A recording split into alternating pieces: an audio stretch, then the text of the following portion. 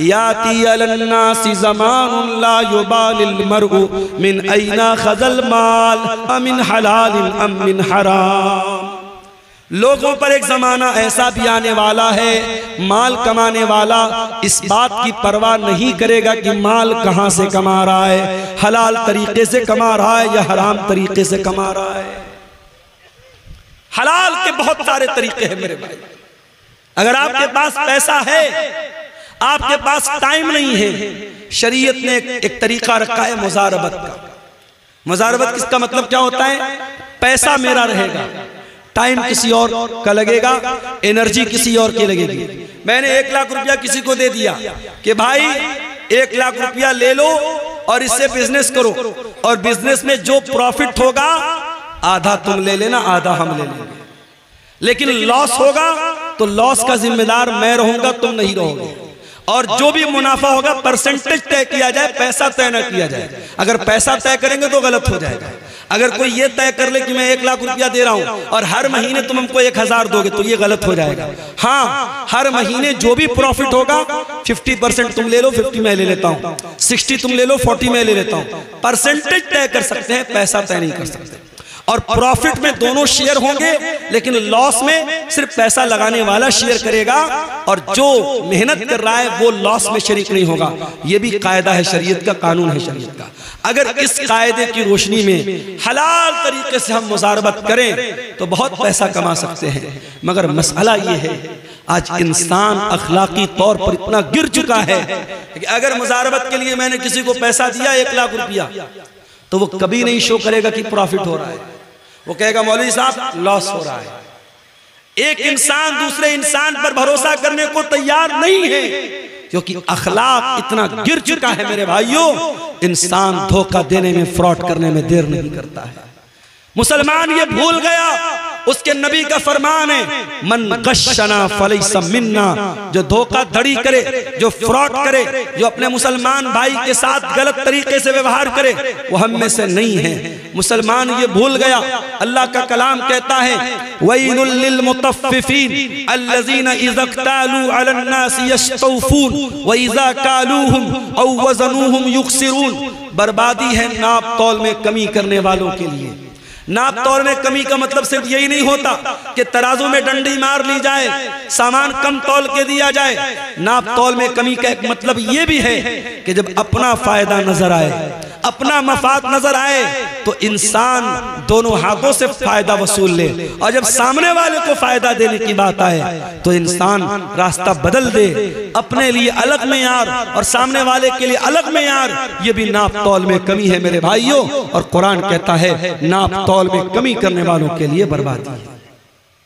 और आगे बढ़िए, ये जो हराम कमाई होती है ना, ये हमारे बीवी बच्चों के ऊपर भी असर डालती है। अगर आपके घर में हराम कमाई आई है, यकीन कर लो मेरे भाई, आपकी बीवी से आपके रिश्ते पर भी असर पड़ेगा। बच्चे नाफरमान हो जाएंगे, माँ बाप की सेहत गिर जाएगी, घर का सुकून खत्म हो जाएगा। बाद सलफ कहते हैं कि मैं अपने गुनाहों का असर अपनी बीवी के अखलाक में और अपनी सवारी के फिसलने में महसूस करता हूं। जब मैं कोई गुनाह करता हूं तो अपनी सवारी के फिसलने में और अपनी बीवी के अखलाक में उसका असर महसूस करता हूं। हराम कमाई घर में आएगी मेरे भाई, आपकी जात पर, आपके बच्चों पर, आपके परिवार पर उसका असर पड़ेगा। आपको तो ये लग रहा है कि लाख रुपए पर मैंने 10,000 रुपया ब्याज कमा लिया, मगर मेरे रब का कलाम क्या कहता है, यमहकुल्लाहुर रिबा व युर्बिस सदक़ात। अल्लाह सूद और ब्याज को मिटाता है, अल्लाह सूद और ब्याज की बरकत को खत्म करता है, अल्लाह सदका खैरात को बढ़ाता है। तुम्हें यह लग रहा है मैंने मदरसे में 1000 रुपया चंदा दे दिया, मेरा 1000 कम हो गया, और तुम्हें यह लगता है कि मैंने 1000 रुपया ब्याज के जरिए कमा लिया, मेरे अकाउंट में 1000 रुपया बढ़ गए। तेरे कैलकुलेटर में बढ़ गया, अल्लाह के कैलकुलेटर में जो तू पैसा ब्याज से कमा रहा है वो बढ़ा नहीं है, वो घट रहा है। और हम देखते हैं मेरे भाई, जिन घरों में हराम की कमाई आती है, पैसे की दौलत की रेल पेल होने के बावजूद उन घरों में सुकून नहीं होता, उन घरों की लड़कियां बेपर्दा होने लगती हैं, उन घरों के लड़के बेहया होने लगते हैं, उन घरों का चैन और सुकून बर्बाद हो जाता है। बनारस के साड़ी के कारोबार में हमने देखा, एक जमाना था जब हाथ से लोग करगे पर, मशीन नहीं थी उस जमाने में, हाथ की करगे होती थी और उस पर लोग साड़ी तैयार करते थे। और रात में मशीन नहीं चलती थी, रात में काम नहीं होता था, सुबह फजर के बाद लोग बैठते थे और शाम तक काम करते थे और एक आदमी घर में कमाता था, पूरा घर आराम से खाता था। आज मशीन का दौर आ गया, आज रात भर मशीन भी चल रही है। बनारस चले जाओ, मऊ चले जाओ, भिवंडी चले जाओ, खटर खटर पटर पटर की आवाज रात भर मिलेगी आपको। मेहनत 24 घंटा हो रही है, बाप भी मेहनत कर रहा, बेटा भी मेहनत कर रहा, सारे भाई भी मेहनत कर रहे। बरकत खत्म हो गई मेरे भाई, बरकत खत्म हो गई। कमाने वाले हाथ बढ़ गए मगर घर के अंदर कमाई में कोई बरकत नहीं। ऐसा क्यों है? क्योंकि अब हलाल और हराम की कोई तमीज नहीं है। अब पैसा आना चाहिए, हलाल तरीके से आए चाहे हराम तरीके से आए। मेरे भाइयों याद रखो, ये सूद और ब्याज का पैसा अगर आपके घर में आया है, एक बहुत शक्ल आम हो रही है सूद और ब्याज की, जिसको हमारे यहाँ ग्रुप लोन बोलते हैं। ग्रुप लोन की शक्ल बिहार और झारखंड में बड़ी तेजी से राइज हुई है और बड़े अफसोस की बात यह है कि ये लोन सिर्फ औरत को दिया जा रहा है। औरतों को इकट्ठा करके उनसे साइन करवाया जाता है, बैंक का कर्मचारी आता है, हर हफ्ते औरतों से पैसा लेता है, बड़ी आसानी से 25,000 50,000 का अमाउंट मिल जाता है। अरे अल्लाह के बंदो, अल्लाह के बंदो, अल्लाह से डरो। तुम्हारे समाज में लाखों की तादाद में ऐसे लोग हैं, अगर चाहें एक कोऑपरेटिव तंजीम बना लें, एक कोऑपरेटिव बैंकिंग सिस्टम बना लें और बगैर ब्याज के ये छोटी छोटी रकम भरोसेमंद आदमी को तहकीक करने के बाद, जिसको कोई बिजनेस स्टार्ट करना हो, कोई काम स्टार्ट करना हो, ये 25-50 हजार की रकम देके काम स्टार्ट कर दें। शरीयत कहती है आप लोगों का काम शुरू करा दो, लोगों को भीख मांगने पर और लोगों को सूद खाने पर मजबूर मत करो। आज सूद और ब्याज, बड़ी मामूली रकम पर सूद और ब्याज खाया जा रहा है और घर की औरतों को उसमें इन्वॉल्व किया जा रहा है। हराम कमाई की एक शक्ल और भी है, और वो क्या है? किसी दूसरे की जमीन पर नाजायज कब्जा कर लेना। उत्तर प्रदेश में एक बहुत बड़े बाहुबली थे, अब इस दुनिया में नहीं है, मैं नाम नहीं लूंगा। अगर आप अक्लमंद होंगे, समझदार होंगे तो समझ जाएंगे। आज लोग कहते हैं साहब मुसलमान थे, मुसलमान थे, बड़ा जुल्म हुआ, मगर उनका ट्रैक रिकॉर्ड जब उठा के देखो, उनका जब इतिहास उठा के देखो तो मालूम ये हुआ कि उनका काम क्या था। जिस जमीन पर हाथ रख दिया वो जमीन उनके बाप की हो गई, जमीन उनके बाप की हो गई। जमीन मुसलमान की हो, गैर मुस्लिम की हो, जहां पे वो साहब आ गए, चलो हटो भाई फला के आदमी है, जमीन छोड़ दो, जमीन छोड़ दो। जिस खेत पे हाथ रख दिया वो खेत उनके बाप का, जिस जमीन पे हाथ रख दी वो जमीन उनके बाप की। और ये काम करने वाला सीना ठोक के मुसलमानों से कहता है मैं तुम्हारा लीडर हूं, मैं तुम्हारा लीडर हूं।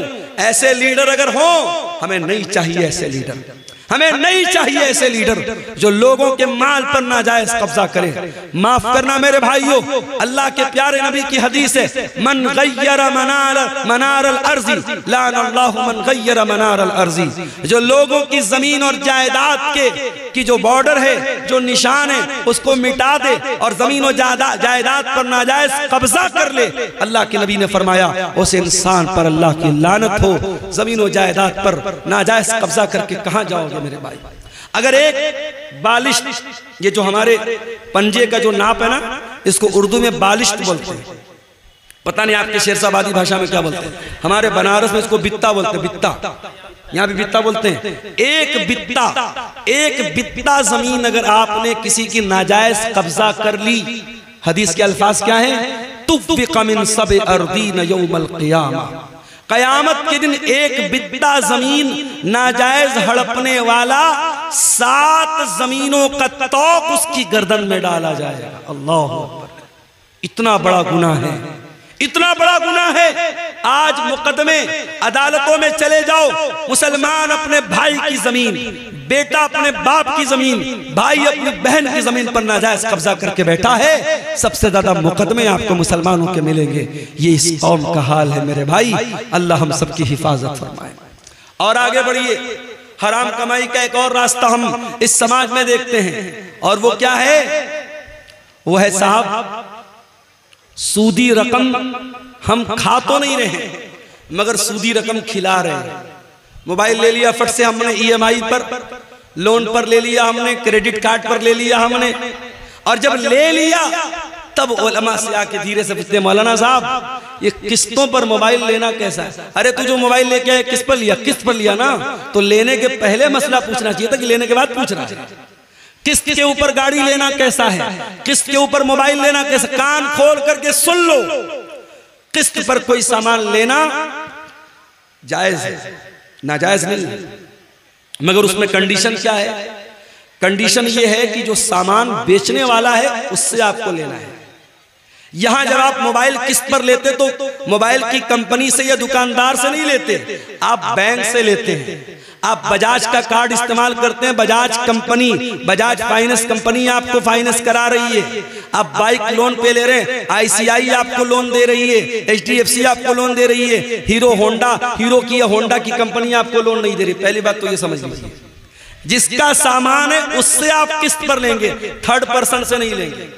और अगर थर्ड पर्सन से ले रहे हैं तो इसका मतलब आप उससे पैसा उधार ले रहे हैं, सामान नहीं खरीद रहे, पैसा उधार ले रहे हैं। और पैसा अगर उधार ले रहे हैं तो शरीयत का एक कानून याद रखो कि हम उधार पैसा किसी से भी अगर लेंगे या देंगे, उधार पैसे के ऊपर कोई प्रॉफिट कमाना जायज नहीं है। मैंने आपको 1 लाख रुपया दे दिया, 1 लाख रुपया आपको जब मैंने दिया तो आपने अपना मोबाइल हमको दे दिया। अब ये मोबाइल मैं यूज कर रहा हूं, मोबाइल आपका बस यूज कर रहा हूं, बेच नहीं रहा हूं, यूज कर रहा हूं। 1 महीने के बाद आप आए और आपने कहा कि मौलवी साहब आप 1 लाख रुपया वापस ले लीजिए और मोबाइल मुझको दे दीजिए। मैंने 1 लाख रुपया वापस ले लिया, मोबाइल आपको दे दिया। हमें क्या लग रहा है साहब, ये तो जायज है। उसने हमको पैसा दिया, हमने पैसा दिया था, उसने बदले में मोबाइल दिया था। उस मोबाइल को हम गारंटी के तौर पर तो ले सकते हैं, लेकिन उस मोबाइल को अगर हम यूज कर रहे हैं तो ये ब्याज हो जाएगा मेरा। इतना खतरनाक मामला है। शरीयत कहती है कि आप किसी को कर्जा दे रहे हैं तो कर्जा एहसान करने के लिए होता है, कर्जा कमाने के लिए। कमाना है तो बिजनेस करो, पार्टनरशिप करो। अगर किसी को उधार दे रहे हो, उधार पर 1 पैसा 1 रुपया भी मुनाफा नहीं कमा सकते। हाँ, मैंने आपको 1 लाख रुपया दिया, कुछ तय नहीं किया मैंने। आप जब पैसा मुझको देने आए, आपने अपनी खुशी से कहा मौलाना साहब आप मेरे काम आए थे, आपने मेरे बड़े मौके से मेरी मदद की थी, मैं अपनी खुशी से ये 1 किलो मिठाई लेके आया हूं। 1 किलो मिठाई लेके आया हूं, वो दिवाली वाली मिठाई नहीं होनी चाहिए, वो अलग से खरीदा हो। 1 किलो मिठाई लेके आए बगैर मांगे, तो ये ब्याज में नहीं शामिल होगी, बल्कि ये अल्लाह के रसूल का तरीका था कि जब आप किसी से कर्ज लेते थे तो वापसी के टाइम कुछ बढ़ा के दे देते थे। ये बढ़ा के देना ये इंसानियत का और हुस्न अखलाक का तकाजा है, ये ब्याज नहीं है। लेकिन उधार में कोई किस्म का प्रॉफिट पहले से तय कर लेना और वो प्रॉफिट देना या लेना ये हराम है। और आप जब फाइनेंस पर मोबाइल लेते हैं तो 2%, 3%, 4%, 12% कुछ ना कुछ आप उसमें ब्याज देते हैं, और कुछ नहीं देते तो कम से कम अगर EMI आपने टाइम से पेमेंट नहीं किया, महीने की 1 तारीख को EMI का टाइम आया, आपने पेमेंट नहीं किया, तो पहली बात तो मोबाइल बंद हो जाएगा। मोबाइल का सिस्टम है वो लॉक रहता है, मोबाइल फौरन बंद हो जाएगा। और उसके बाद 2 दिन बाद आप जब पेमेंट करेंगे, अगर हर महीने 2000 दे रहे हैं तो 100 रुपया बढ़ा के देना पड़ेगा। ये जो बढ़ा के आप दे रहे हैं ये क्या है? यही सूद है, यही ब्याज है। और एक मोबाइल के लिए आप ब्याज दे रहे हैं। अल्लाह के प्यारे नबी फरमाते हैं लानल्लाहु आकिल रिबा व मुकिलहु व कातिबहु व शाहिदैहि। आपने फरमाया सूद खाने वाला, सूद खिलाने वाला, सूद लिखने वाला, सूद की गवाही देने वाला, सब पर अल्लाह की लानत। और आपने फरमाया सब बराबर हैं, हम सवा, सब बराबर हैं।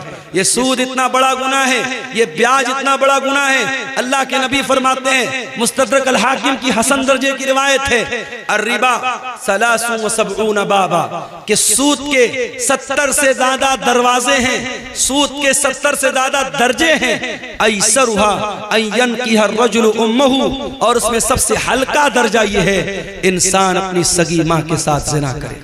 अपनी सगी माँ के साथ ज़िना करे।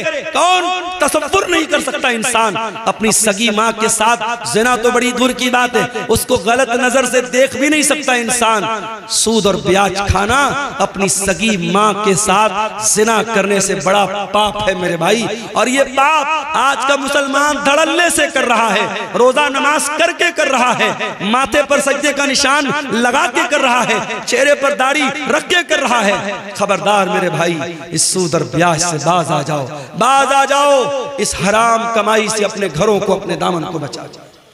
और आगे बढ़िए मेरे भाइयों, सहाबे किराम को देखिए। हजरत अबू बकर सिद्दीक, उनका एक गुलाम था, वो एक मर्तबा खाने की कोई चीज लाता है, हजरत अबू बकर सिद्दीक को देता है। हजरत अबू बकर मुंह में डाल लेते हैं।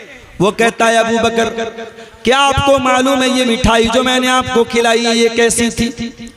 मैं दौरे जाहिलियत में लोगों की किस्मत का हाल बताया करता था, और आज मुझे वही उसी दौर का एक आदमी मिल गया इसका काम कभी मैंने किया था, और उसी दौर के तोहफे के तौर पर ये मिठाई उसने दी थी जो मैंने ला के आपको दे दी और आपने खा ली। हजरत अबू बकर को जैसे ही अंदाजा हुआ कि ये कमाई हराम की है, उन्होंने फौरन अपने मुंह में हाथ डाला और उस मिठाई को, उस मीठी चीज को अपने हलक के नीचे उतरने न दिया, उल्टी करके कह करके बाहर निकाल दिया। ये सहाबे किराम थे।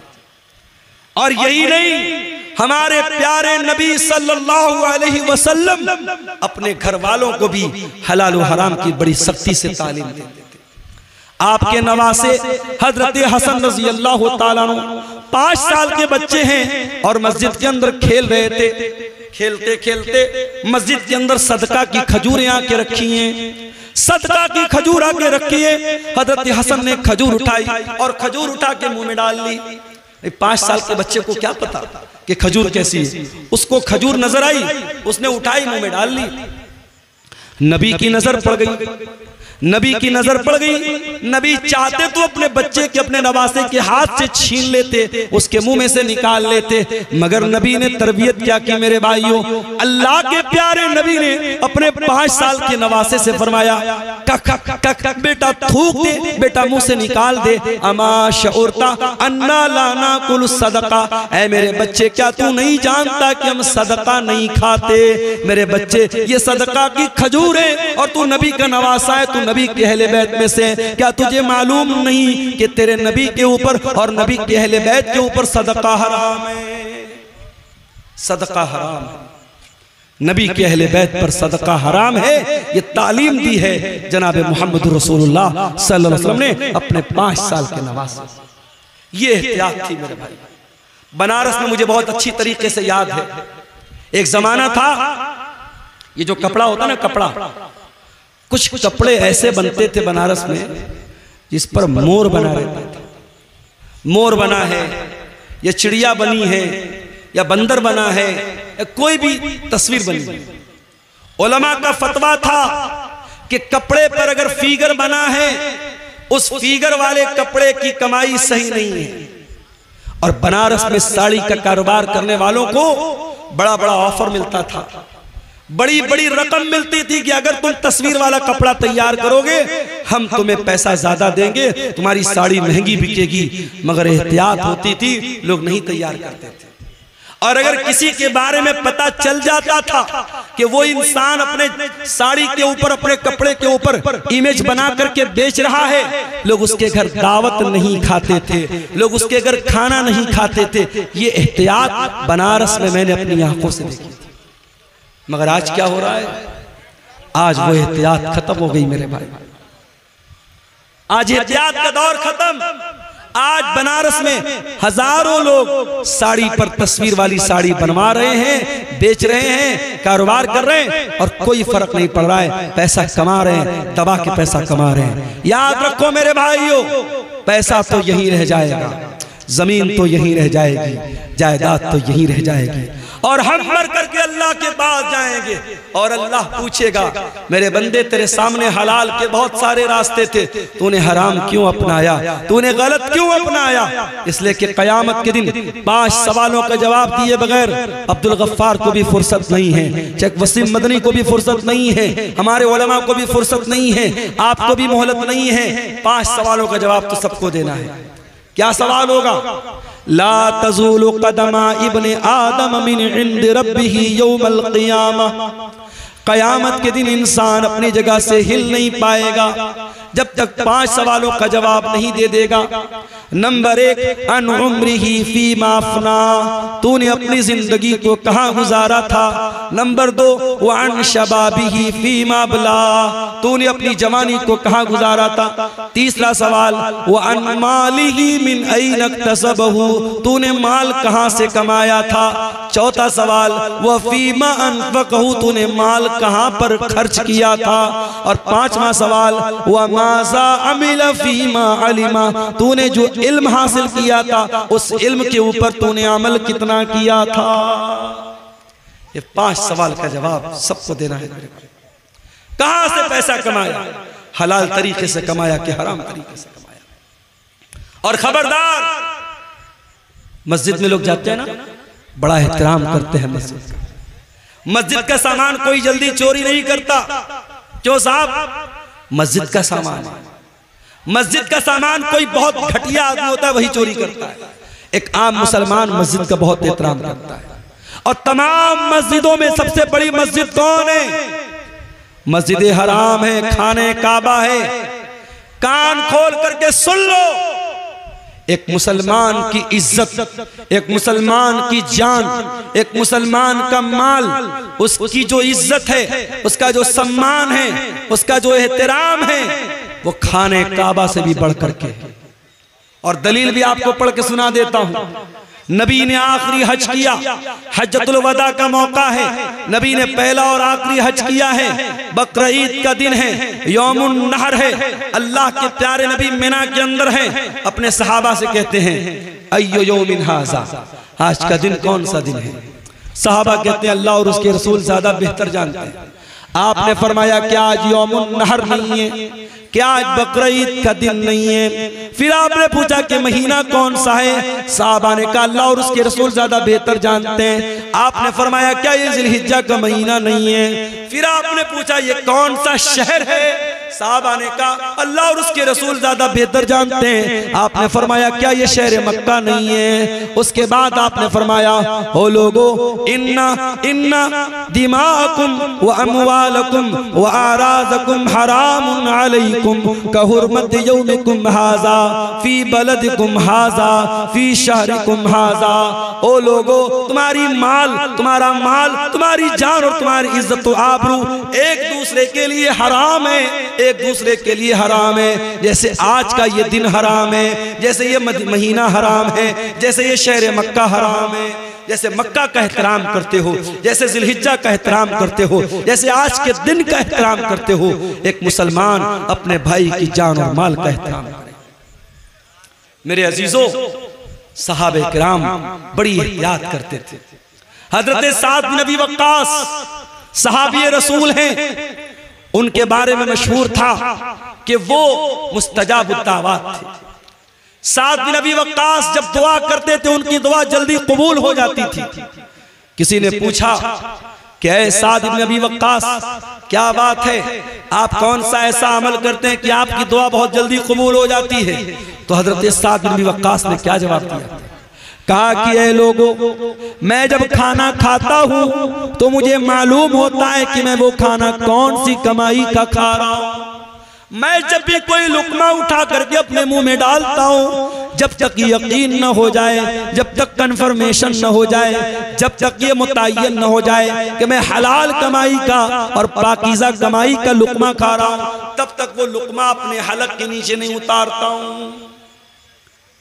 एक बहुत बड़े अहले हदीस आलिम का वाकया सीरत निगारों ने लिखा है। गालिबन अगर मेरी याददाश्त धोखा नहीं खा रही है, गालिबन ये मौलाना अब्दुल्ला गाजीपुरी का वाकया है। अब्दुल्ला गाजीपुरी रहमतुल्लाह अलैह बहुत बड़े अहले हदीस आलिम थे। उनको कहीं सफर पे जाना था, ट्रेन का टाइम हो गया, ट्रेन का टाइम हो गया, स्टेशन पर पहुंचे, इतना टाइम नहीं था कि टिकट खरीद सकते और सामने ट्रेन छूट रही थी। और उस जमाने में इतनी ट्रेनें नहीं थी कि चलो एक ट्रेन छूट गई तो दूसरी पकड़ लेंगे। मौलाना अब्दुल्ला गाजीपुरी साहब ने जल्दी से ट्रेन पकड़ी, ट्रेन पर सवार हो गए, मगर दिल ही दिल में ये एहसास हो रहा था मैंने टिकट नहीं खरीदा है, ये रेलवे की चोरी है, ये सरकार की चोरी है। जब मौलाना अब्दुल्ला गाजीपुरी की मंजिल आ गई, जब उन्होंने अपनी मंजिल पर वो उतर गए, तो जिस स्टेशन से वो वहां तक आए थे उस स्टेशन तक का उन्होंने टिकट खरीदा। हालांकि कोई टीटी नहीं था, कोई चेक करने वाला नहीं था, कोई टिकट को चेक करने वाला, कोई पकड़ने वाला नहीं था। कभी कभी ऐसा होता है, मैं बनारस से अभी पिछले हफ्ते की बात, एक प्रोग्राम था मेरा अररिया में। अब बनारस से मैं चला, इत्तेफाक से त्योहार का दिन था, ट्रेन पर रश बहुत था और पहले से मैंने रिजर्वेशन नहीं कराया था। अब उसके बाद जब मैं ट्रेन पे लोकल टिकट लेकर के, जनरल टिकट लेके जब मैं चढ़ा था, मैंने सोचा टीटी मिलेगा, उससे बात करूंगा और टिकट कटवा करके एसी में कहीं जगह मिल जाएगी तो एसी बैठ जाऊंगा। अब साहब रश इतना था कि ट्रेन में कहीं बैठने की जगह नहीं थी, टीटी का दूर दूर तक पता भी नहीं था। अब आपको मैं बताऊं कि बनारस से पटना तक तकरीबन 5 घंटे मैंने एसी जो बोगी होती है उसका जो बाथरूम होता है, बाथरूम के पास खड़े होकर के, बैग मेरे पीठ पर लदा हुआ था, बैग लादे हुए 5 घंटे खड़े होकर के मैंने वो सफर किया। उसके बाद जब बीच में टीटी आया, टीटी ने कहा मुल्ला जी कहां जा रहे हो? मैंने कहा सर पटना जा रहा हूं, कोई सीट दे दीजिए, पैसा मैं दे दूंगा। कहा नहीं मुल्ला जी कोई सीट नहीं है, लेकिन आप एसी की बोगी के अंदर खड़े हैं, आपको फाइन कटवाना पड़ेगा। मैंने कहा सर मैं अंदर कहां खड़ा हूं, बाथरूम के पास खड़ा होकर के जा रहा हूं, टिकट तो है मेरे पास। कहा कि आप चूंकि एसी बोगी में चढ़े हैं आपको फाइन देना पड़ेगा। मैंने कहा जनरल में जाने लायक हालात नहीं है।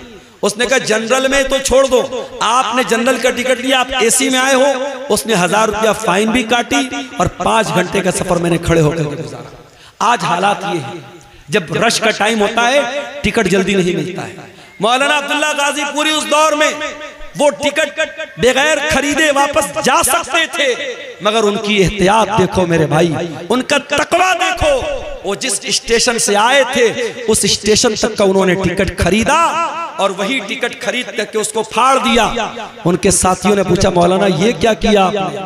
कहा मेरे भाइयों मैं रेलवे की ट्रेन का मैंने सफर किया था और मैं जल्दीबाजी में टिकट नहीं खरीद पाया था। मैंने जानबूझ करके उस स्टेशन का टिकट खरीद करके फाड़ दिया ताकि उतनी रकम सरकार के खजाने में चली जाए। ये हमारे उलमा थे, ये हमारे उलमा थे जो सरकार और हुकूमत और गवर्नमेंट की चोरी को भी चोरी समझते थे। और आज मुसलमान अपने मुसलमान भाई का सामान चोरी करने में भी दरेग नहीं करता है। मेरे अजीजों ये एहतियात अपने अंदर पैदा करो। सलफ कहा करते थे अतिब मतआमका तकुन मुस्तजाब दावात, अपनी कमाई को हलाल कर लो तुम्हारी दुआएं कबूल होने लगेगी। इमाम अबू हनीफा रहमतुल्लाह अलैह बहुत बड़े इमाम गुजरे हैं, अल्लाह की रहमतें नाजिल हो उनके ऊपर। इमाम अबू हनीफा रहमतुल्लाह अलैह ने एक आदमी को कर्जा दिया, कर्जा दे दिया उसको, उसने समय पर टाइम पर कर्जा नहीं लौटाया। इमाम अबू हनीफा रहमतुल्लाह अलैह उस आदमी के दरवाजे पर गए।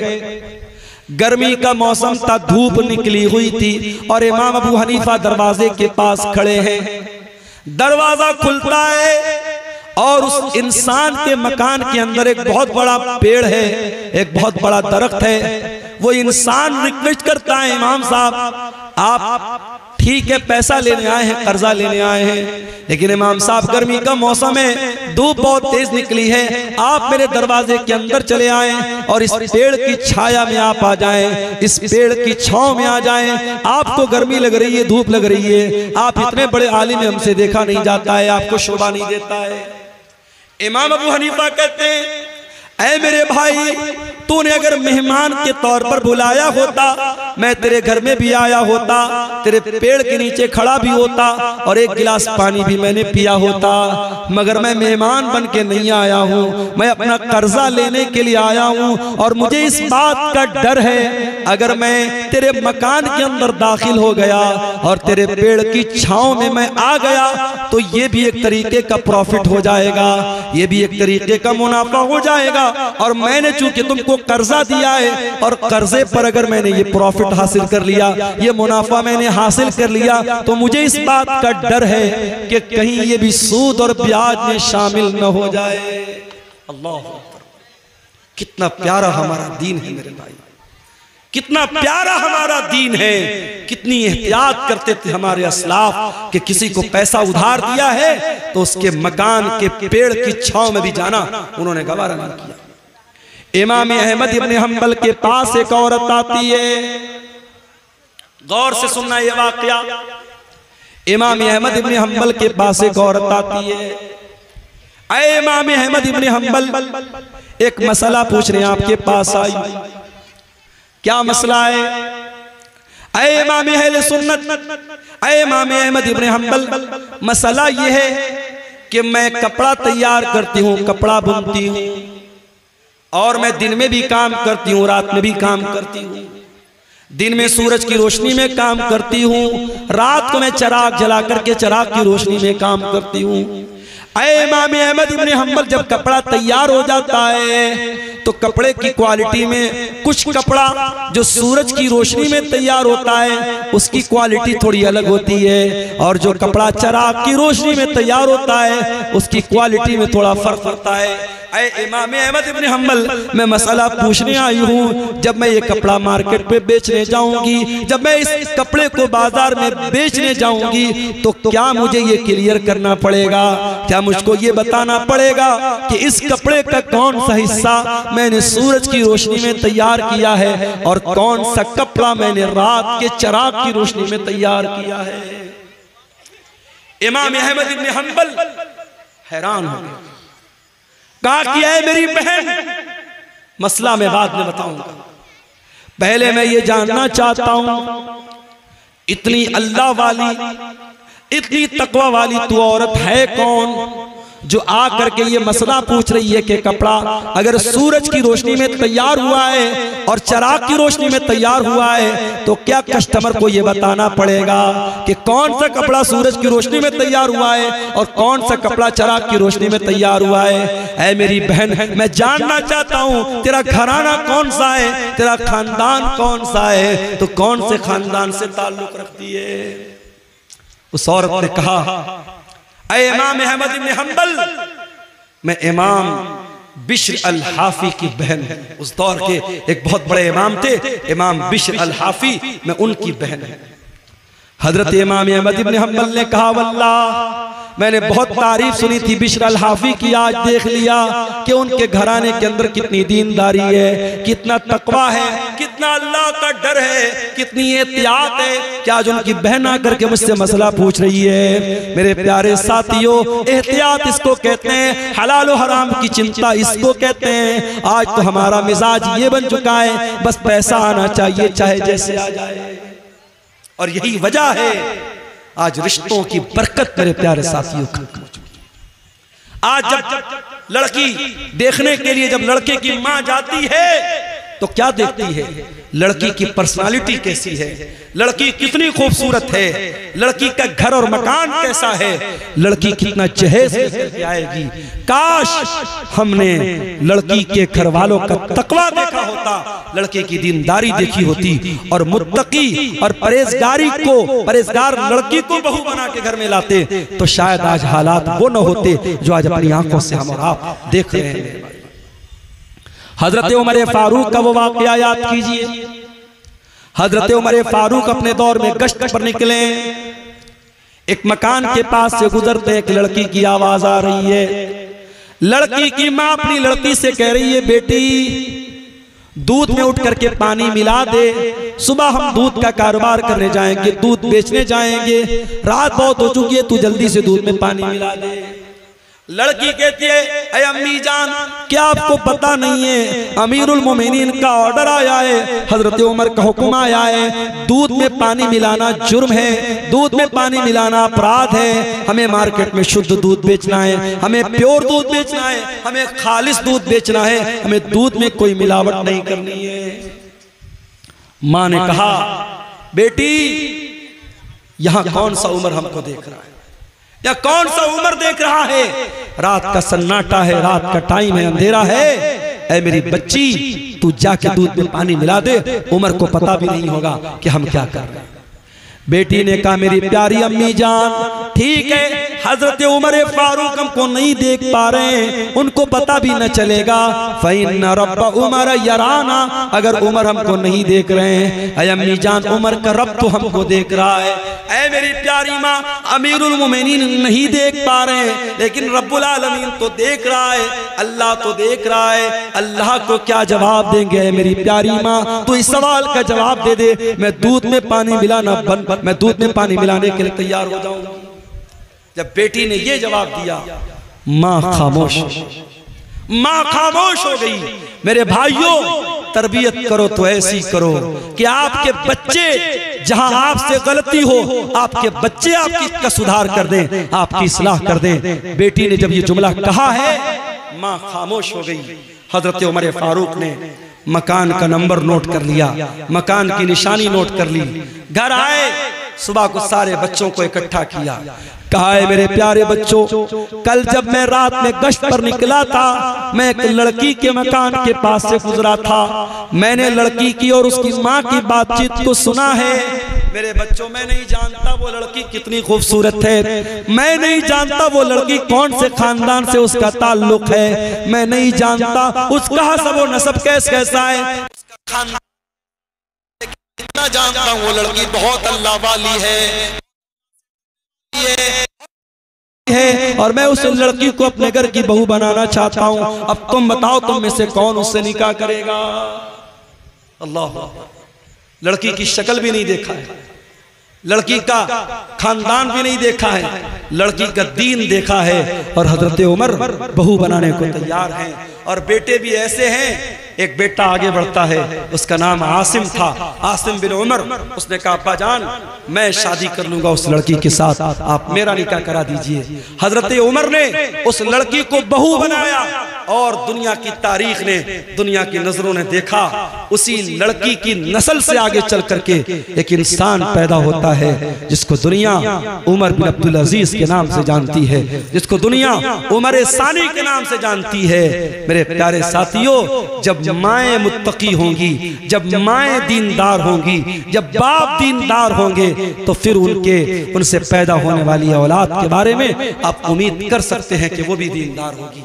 जब माँ और बाप के अंदर हलाल और हराम का फर्क नहीं होगा, जब माँ को इस बात की चिंता नहीं है कि घर में जो पैसा आ रहा है वो हलाल का आ रहा है या हराम का आ रहा है, जब बाप पैसा कमाने के पीछे अंधा बन चुका है और हर तरीके का अल्लम गल्लम, सूद, ब्याज, रिश्वत, हराम का पैसा घर में आ रहा है, और उस पैसे से जब अपने बच्चों की परवरिश करेंगे, तो अल्लाह के नबी क्या फरमाते हैं कि जिस जिस्म की परवरिश हराम कमाई से होगी, फन्नारु औला बिही, वो जिस्म जहन्नम की आग पे कयामत के दिन जहन्नम की आग में डाला जाएगा। मेरे अजीजों, अपने बच्चों को हराम कमाई से बचाओ, अपने बच्चों को हलाल कमाई खिलाओ, अपने बच्चों के बदन में हलाल कमाई का खून दौड़ाओ।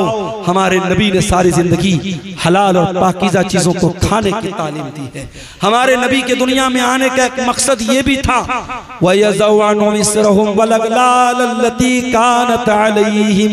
मेरा नबी हलाल चीजों को तुम्हारे लिए, पाकीज़ा चीजों को तुम्हारे लिए हलाल करने आए थे, मेरे नबी नापाक चीजों को तुम्हारे लिए हराम करने आए थे, और मेरे नबी तुम्हारे कंधे के ऊपर, तुम्हारे ऊपर जो जंजीरें थी, जो बेड़ियां थी, उन बेड़ियों से तुमको आजाद करने के लिए दुनिया में आए थे। नबी आए थे इसीलिए ताकि हराम चीजों की बेड़ियों और जंजीरों से हमें आजाद कर दे। मेरे भाइयों, हराम कमाई की इन जंजीरों से अपने दामन को बचा लो। आज वल्लाह हमारे घरों के सुकून को ये हराम कमाई बर्बाद कर रही है। और मैं फिर से कहता हूं, हर हराम का एक हलाल अल्टरनेट शरीयत में मौजूद है। आप सूद और ब्याज अगर हराम है तो आप ये मत समझिए कि मौलवी साहब अगर सूद हराम है तो हमारे पास पैसा है तो हम क्या करें। मैंने उसका हलाल अल्टरनेट आपको बताया। आप मुजारबत कीजिए, आप पार्टनरशिप पर कारोबार कीजिए, हलाल तरीके से बिजनेस कीजिए। अगर आप सूद पर कर्जा का लेन देन नहीं करते हैं, बगैर सूद के आप कर्जे का लेन देन कीजिए। आज बहुत सारे शहरों में इस्लामी बैतुल माल कायम है और बहुत सारे लोग मिल करके उसमें ताउन करते हैं और छोटे छोटे अमाउंट जो गरीब लोग होते हैं, जो मिडिल क्लास के लोग होते हैं, जिनको छोटा मोटा काम करने के लिए पैसे की जरूरत पड़ती है, उनको सूद और ब्याज से बचाने का ये काम आप कर सकते हैं। और याद रखो मेरे भाइयों, ये बड़े बड़े जलसे कराने से बड़ा काम है। सीमांचल के इस इलाके में जिस तेजी से सूद और ब्याज का पंजा, सूद और ब्याज अपना पंजा गाड़ रहा है, इस माहौल में हमें और आपको ये काम करने की जरूरत है। और मैं जानता हूं सीमांचल के, मैं उन इलाकों में भी गया हूं। अररिया के इलाके में मैं गया, पटना से बाई कार में गया था। 7 घंटे मुझको लगे थे। इतना खराब रास्ता था, टेढ़ा मेढ़ा पुल था। पुल जब खत्म हुआ, जब गांव आया तो गांव जाने के लिए एक बड़ा मामूली सा पुल बना हुआ था जिस पर सिर्फ पैदल या बाइक से जा सकते थे। 4 व्हीलर को इस पार हम लोगों ने रोका। बड़ी मुश्किल से सफर तय करके वहां हम पहुंचे थे। बड़े पिछड़े हुए इलाके भी हैं, कुछ सरकारों की भी मेहरबानी है, रास्तों का बड़ा मामला खराब है। मगर इसी सीमांचल के इलाके में शादी ब्याह पर लाखों करोड़ों खर्च करने वाले लोग भी मौजूद हैं। और अभी जैसा कि मैंने बताया कि एक हराम कंपनी में 2 करोड़ की रकम एक मुसलमान ने लगाई थी। अगर हम हराम चीजों में 2-2 करोड़ रुपया लगा सकते हैं तो मेरे भाई एक ऐसी चीज, एक तंजीम आप बना लें, एक बैतुल माल आप बना लें और समाज के ज्यादा नहीं 100 लोग मिल करके अगर 1000-1000 रुपया भी इकट्ठा करके उसमें इन्वेस्ट करें। 1 लाख रुपया उन्होंने उसमें डाल दिया, 100 लोगों ने मिलकर के 1000-1000 डाला, 1 लाख रुपया आ गया। अब इस 1 लाख का आपको क्या इस्तेमाल करना है? कोई भी गरीब आदमी जिसको 10,000 5,000 रुपए की जरूरत है, आप पहले वेरीफाई कर लें, तहकीक कर लें, उस इंसान के कुछ पेपर वगैरह ले लें ताकि वो बेईमानी ना कर सके और बगैर ब्याज के उसको पैसा दें। ये काम आप अगर करें, वल्लाह बता रहा हूं, बहुत सारे घरों में ये जो ग्रुप लोन है, ये जो बंधन लोन है और ये छोटे छोटे अमाउंट जो लोन पर लिए जा रहे हैं और हमारे मुसलमानों के गरीब घरों को सूद और ब्याज की चक्की में पीसा जा रहा है, ये लानत मेरे भाइयों खत्म हो सकती है। बस कदम आगे बढ़ाने की देर है। मैं इसी कटिहार के इलाके में गांव के लोगों ने मुझे बताया कि वहां मस्जिद और ईदगाह बनाने की बात आई। गांव के लोगों ने बहुत छोटा अमाउंट, शायद 100 रुपया या कितना 10 रुपया शायद बता रहे थे कि एक परिवार में जितने लोग हैं हर आदमी की तरफ से 10 रुपया देना है। हर आदमी, एक परिवार में अगर 10 लोग हैं तो 100 रुपया देना है, परिवार में 7 लोग हैं 70 रुपया देना है। 10-10 रुपया इकट्ठा करके हर हफ्ता कई लाख रुपए उस गांव के लोगों ने इकट्ठा किया, कब्रिस्तान की जमीन खरीदी, ईदगाह की बाउंड्री की और अभी और भी काम वो लोग करने जा रहे हैं। आपके करीब के किसी गांव के लोगों ने मुझे बताया। तो ये काम, इस तरीके के काम हम कर सकते हैं मेरे भाइयों। आपको कदम बढ़ाने की और हिम्मत करने की जरूरत है। मैं जानता हूं शेरशाबादी कौम के अंदर अल्लाह ताला ने बहुत सलाहियत दी है। इस सलाहियत का सही इस्तेमाल कीजिए। अपने समाज में होने वाली बुराइयों से मेरे भाइयों अपने आप को बचाइए। एक साहब सवाल कर रहे हैं कि यूट्यूब की कमाई हराम है तो कॉमेडियन यूट्यूब का पैसा मदरसे में दान करना कैसा है, और ड्रीम 11 का जीता हुआ पैसा मदरसा मस्जिद में दान करना कैसा है? जाहिर है अगर मदरसे वालों को पता है कि ये पैसा ये हराम कमाई का दर है, मदरसे वाले ना ले। और अगर मदरसे वालों को नहीं पता और मदरसे वालों ने ले लिया तो उनका लेना तो गलत नहीं है, मगर देने वाले को कोई सवाब नहीं मिलेगा।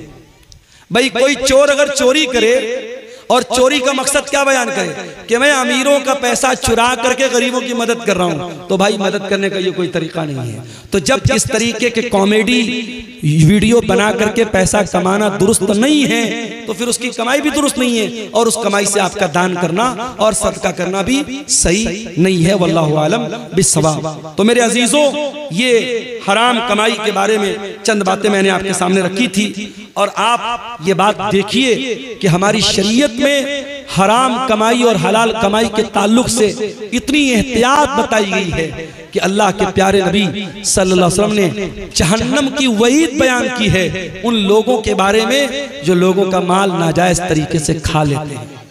मैं आखिरी हदीस सुना करके बात खत्म करता हूँ। अल्लाह के नबी ने सहाबा से कहा कि ऐ मेरे सहाबा, क्या तुम जानते हो मुफलिस कौन है, गरीब कौन है? सहाबा ने कहा अल्लाह के नबी, अल्लाह और उसके रसूल ज्यादा बेहतर जानते हैं, आप ही बता दीजिए।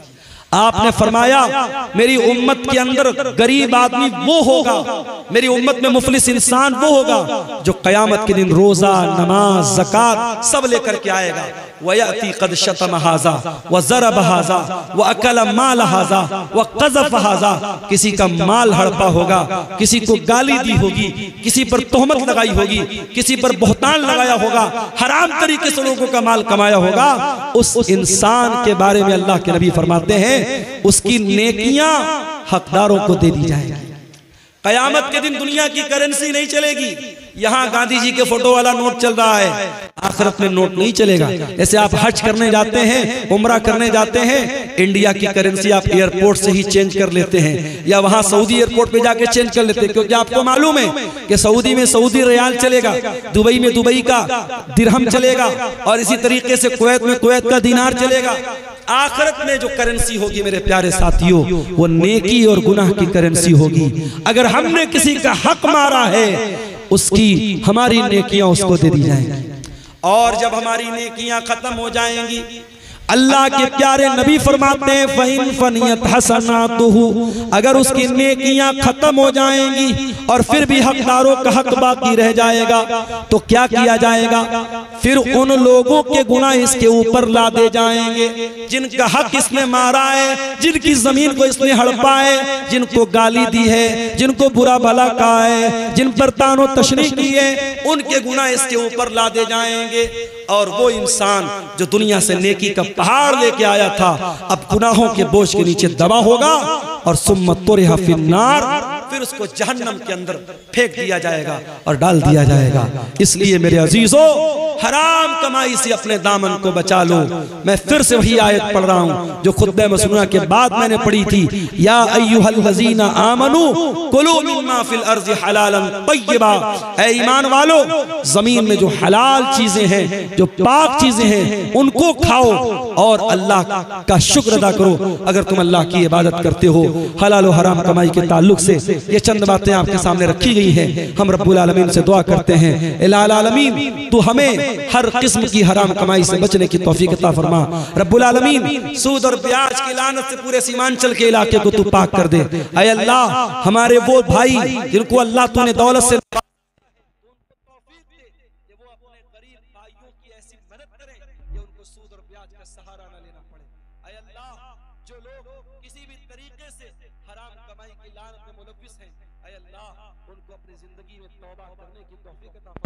उनको हराम कमाई से